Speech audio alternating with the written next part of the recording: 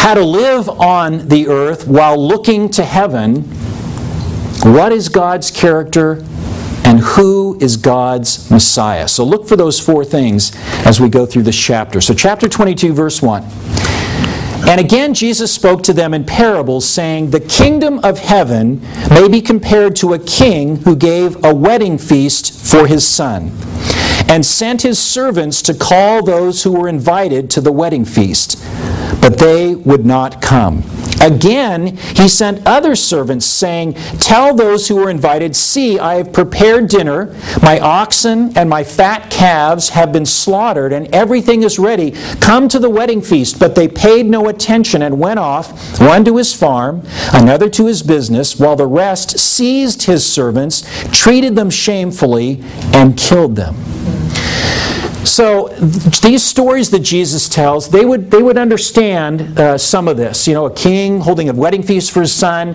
This is a grand feast. This is a big deal. The fact that they would be serving oxen and fatted calf shows that this was a big thing. And to be invited to something like this was a really big honor. And the way that it worked in those days is that you really had two invitations, okay? You've gotten like an invitation to a wedding before, right? And it comes in the mail, and there's usually, you know, the fancy fancy paper and all that stuff, and there's a little thing, you know, RSVP here. So let us know that you're going to come. So then, for the feast, on the feast day, there would be a second invitation that would go out and would say, okay, the banquet's ready now, why don't you come on in?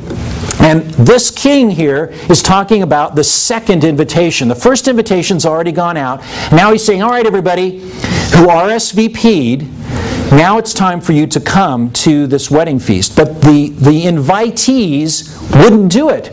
They got the second invitation, and they paid no attention, it says. They wouldn't come. They would not come. And he sent servants again to say, maybe you didn't get the memo. Did you not understand what I meant? The wedding feast is ready.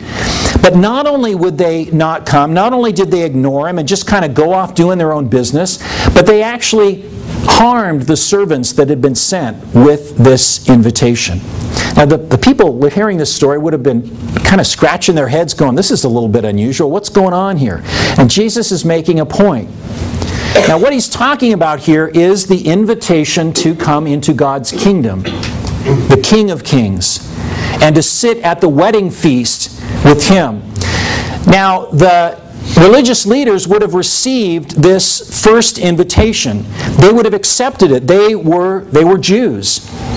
But the second invitation was the one that said, okay, now here's how you get into my kingdom, and that is by humbling yourself, repenting of your sins, and believing in the Messiah that God has sent. And not only did they refuse the second invitation, which could be John the Baptist, as we've seen that referenced a couple of times in the prior chapters, and then the third invitation could be Jesus himself. Well, so now watch what happens. Verse 7, the king was very angry, and he sent his troops and destroyed those murderers and burned their city. Prophetic, actually. That's exactly what happened. Then he said to his servants, the wedding feast is ready, but those invited were not worthy.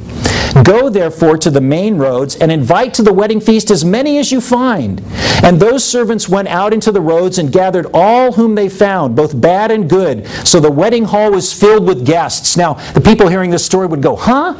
That wouldn't happen. The king wouldn't just go out in the roads and invite any old person into his wedding feast for his son. Come on, what are you talking about? And so here Jesus, as he often does, he takes a familiar story and like any good author, he puts a real twist on it.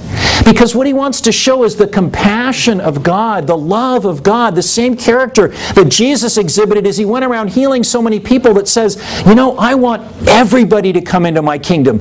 Good people, bad people, it doesn't matter. I want them to be with me if they will respond to the invitation. So then there's this interesting little almost side note at the end of the story. Verse 11, when the king came in to look at the guests, he saw there a man who had no wedding garment. You know, the guy came in his shorts and his dirty t-shirt, and just he didn't have on his good clothes for the wedding. And he said to him, "Friend, how did you get in here without a wedding garment?" And he was speechless. In other words, he had nothing to say for himself. He had no reason. Then the king said to the attendants, "Bind him hand and foot and cast him into the outer darkness. In that place there will be weeping and gnashing of teeth, for many are called and few are chosen." So this guy shows up, and maybe he just considers himself just as good as he is. You know, I could get in here. I don't need anything else. I don't need to be wearing a wedding garment to be at this feast. And he doesn't really want to be a part of the wedding. He just wants the free food. You might call him a wedding crasher. And the point is, you can't just get into God's kingdom by just showing up at the feast. You know, people joke and they say, you know, at the last time I'll just come knocking at the door and God's a good old boy, you know, He'll just let me in. No, He won't. You have to be invited, receive the invitation, accept it, and accept your wedding garments. And how does that happen? Jesus talked about it in the last chapter. You have to fall on the rock and be broken. Paul said in Ephesians chapter 4, "Put off your old self, which belongs to your former manner of life and is corrupt through deceitful desires, and be renewed in the spirit of your minds, and to put on the new self, created after the likeness of God in true righteousness and holiness." The wedding garment symbolizes the pure righteousness of Jesus Christ that we put on by receiving Him and His sacrifice on our behalf. So he says at the end there, many are called, but few are chosen. Now it means that God invited Israel into His kingdom, but you could only enter into His kingdom through a narrow way. Jesus talked about that in Matthew chapter 7. And that narrow way is the Messiah, Jesus. To be chosen there, it's the word that means elect. The Jews pretty much figured they already were elected. They had it wired.